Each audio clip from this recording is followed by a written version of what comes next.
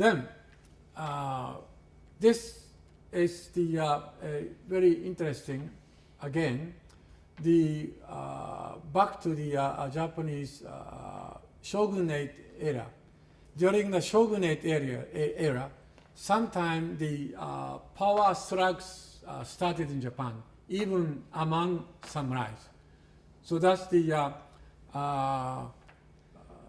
the order of samurai classes are sometimes upset, and those upset we call gekokujo. Which means one of lower class samurai slayed the higher samurai in the era. The social and ethical order were almost ignored, and the loyalty to one master was easily abandoned. Many daimyo, the local kings, were slain by his men, and such traitors were also betrayed. Those are very in chaotic condition. However, finally, the one strong shogun, Oda Nobunaga, he almost conquered those enemies. Almost he conquered. And he tried to unify Japan, but he was assassinated. And later, Toyotomi Hideyoshi, he really unified Japan. But after he died, another shogun, Tokugawa Ieyasu, he really took over the total power of Japan. 1500 AD, Japan was Muromachi, one of the shogunate period, and European countries and those Arabic areas and India and China, those that really established their own powers. This is very interesting picture of a huge battle. The year 1600, the east part of samurai group and the west part of samurai group, two groups fight against. And a total number of soldiers involved in the battle, we estimate something 200,000 numbers. And this was a big fighting and large-scale war. After the war, big fighting, the Tokugawa Ieyasu, he really unified Japan, and he established his own government in Tokyo. During the time we call Edo. His power continued from 1603 to 1867. During the period, Japan closed the country. Japan opened only a small trade with Dutch, Chinese, and Korea. Japan really closed any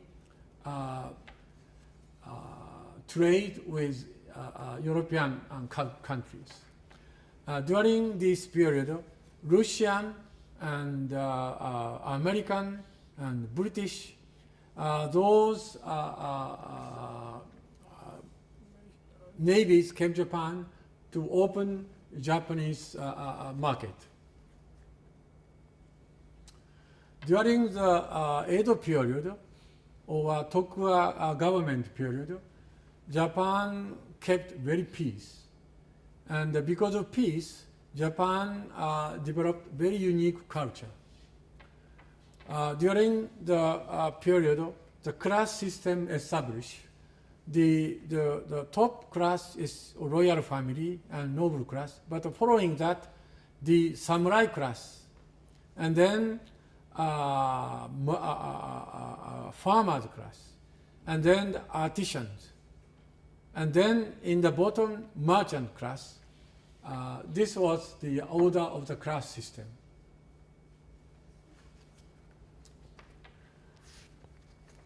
In the end of Edo period, the 1853, Admiral Perry of United States came to Japan. He really forced Japan open.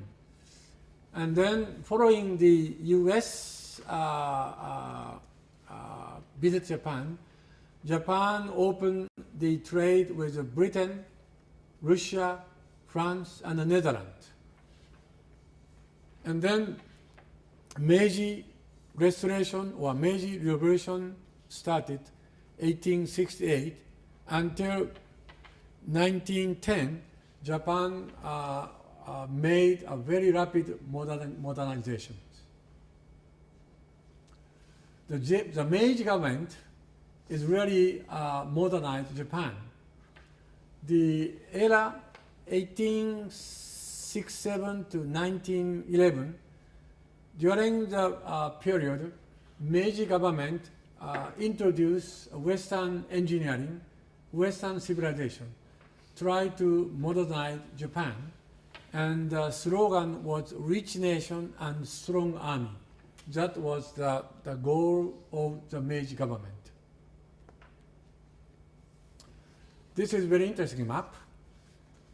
The world in 1920, Japan already occupied the Korea and Taiwan. And after the war between Japan with China and Japan with Russia, Japan enlarged the territories. However, during this period, many Western countries opened their own territories in Africa, in South Asia and Southeast Asia. The war period with Russia and China and allied nations. The 1911-1925, the Japan made a war against Russia, and when Japan won the war, and then later we had the so-called Great Kanto earthquake, which really devastated Tokyo City and Yokohama cities. And then Japan became a next stage, that is the Showa era, 1925 to 1989.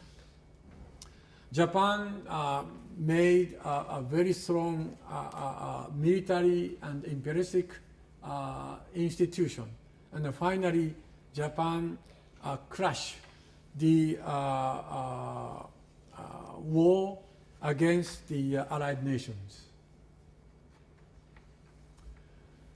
Then 1945, the Pacific War ended, and Japan started the new institutions. We introduced new constitution, and Japan tried to remodel our countries. And then Japan became the second largest economic power in the world.